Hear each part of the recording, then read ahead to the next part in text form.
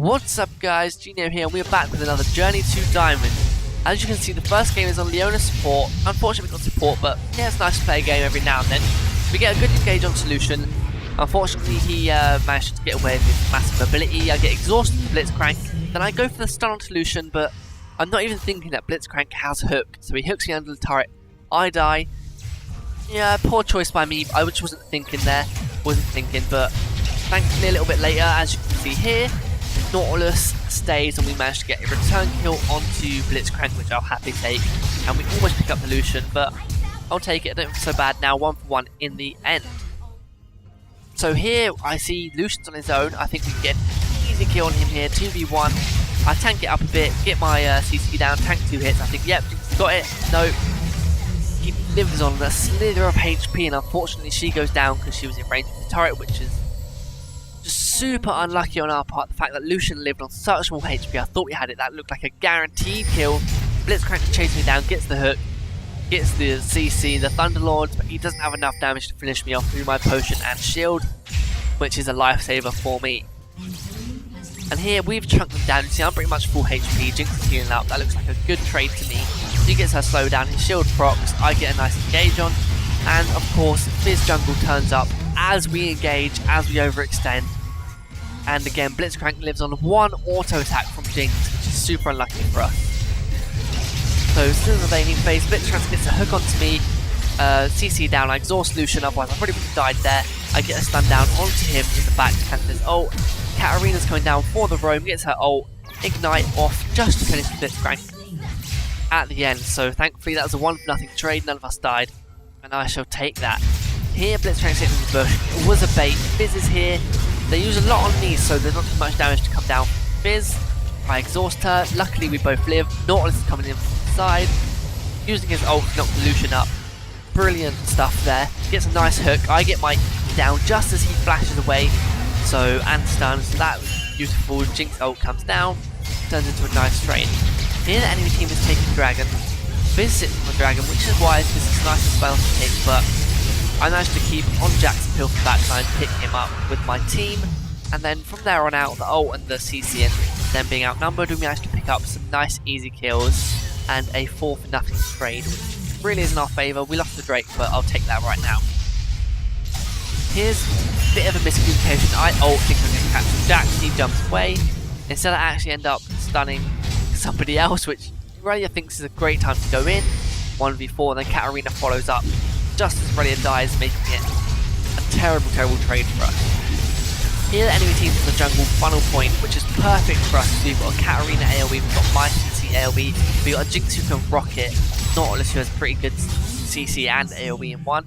And that's another 3-for-0 trade, allows us to push down the mid lane and pick up the inhibitor for free. So there's another team fight erupting, as you can see. Nautilus gets a pretty big ultimate off. Jinx dies with her Guardian's Angel, so she's coming back to life, and that gives Katarina a perfect opportunity to go in for a triple kill, and then us to push and finish off the game. So game number 1, we did get demoted last episode, unfortunately, back down to Platinum 5. But we have just won that game, which puts us up at 97 points. So we're jumping right into the second one. As you see there, I get a beautiful chunk down onto Syndra as Vel'koz. Can't quite finish her off. I didn't want to waste my flash because I wouldn't have been in range for the Q. And that is not a problem because that gives us a bit more lane control because she has had to leave the lane. So here she gets a nice Q down, bit of damage, misses her stun. I'm thinking, yep, I can go in. I barrier during my ultimate, which absolutely saves my life. More or less, she uses everything, I use everything, and Xin Zhao flies in. He is going to be the hero of that gank and kill right there, picking up the Syndra, which unfortunately she would have got away again if he was not there. Here the bot lane Thresh is roaming down for me. I see Syndra's there, I want to hit a Q. I go for my E knock up, I flash the hook, which is beautiful because if I didn't I would have been dead. And Xin Zhao, the unsung hero of this game, into the gank again, saving my life and helping me pick up Syndra and keep the Thresh away. So getting a pretty good lane phase for the moment. Here I chunk down the Olaf, he's jungle. My job here is to just take as much health out as I can so he can't go back to the jungle or gank, putting him slightly behind, although just wasting some of his time. Here I underestimate the Syndra range. She gets a beautiful stun and ult onto me with some Olaf axes, and I die just before I can get my stun out, so again, not good by me, but hey, Zhao is there once again to make up for my mistakes. And there, you see, I don't think the Syndra stun should have hit me. I was actually in front of the orb, so when she threw out her E to fling it, that should not have stunned me in my opinion, but it happened. I died, overextended again to a Syndra, which you can't do. Here I get a beautiful 2-man knockout with my WQ and ult down to basically melt the whole enemy team's HP. As you can see, 2 of them are pretty low. That's Olaf there that I melted the health of, and I got the kill on Sivir, and Jarvan ults me. I, for some reason, the main focus of the enemy team this game, which is extremely bizarre because, well, I'm just a Vel'koz. Here I think we can get the turret, and I get a nice knockup and W and Q, which is looking pretty promising, but the smite of the Olaf actually is big enough slow to actually pick me up along with the axe at the last second, and then the thresh hook to finish me off, so we get a turret for our 2 deaths, but hey, it happens. Here I flash and get my E down just a couple milliseconds really too soon, but we managed to pick up the 1 kill on thresh, and my Zhonya's here buys us so much time. The enemy team's trying to just hold everything for me for some reason. It's like I'm the only enemy for them. My Zhonya just buys so much time for my team to just hammer away at them and pick us up a nice trade. I think it was an ace or a 4-for-1 in the end. Here, nice thresh lantern and perfect. Xin Zhao jumps in, forces the Syndra flash, and again the enemy team is sort of chasing down to me. I get my combo down onto Spear. My Zhonya's cancelled my ult a little bit early, but she's wasted flash, and that Zhonya's once again buys us just the perfect amount of time and the focus from the enemy team to allow my team to pick up a 4-0 again. So Zhonya's really saved me this game, and that is game number 2. A win on Vel'koz, a win on Leona, and that puts us back up into promos. As you will see right here, sorry for the black screen, but this is how it's going. Boom, as you'll see, qualified 4 series up into Plat IV. So the final game of the day is going to be a Jace versus Victor. As you see here, Nidalee comes in for the gank. It was a nice gravity build by Victor, but I managed to get the exhaust down with the Nidalee spear and pick up the final kill. I roam down to the bot lane and easy snipe onto the Blitzcrank. That is just gold right there. Loving that kill. IQ has Lee Sin flashes, so I'll take the Lee Sin flash for simple Jace Q. And what I haven't realised here is Victor is missing and he has roamed down, and I'm thinking, yeah, we can definitely pick up Lucian here, get some damage down, QWE, knocking him into our AD carry, but Victor's actually stunned up our AD carry, so that's a bit of an issue, but fortunately Victor gets no kills, we pick up the Lucian, that becomes a nice 2-for-0 trade.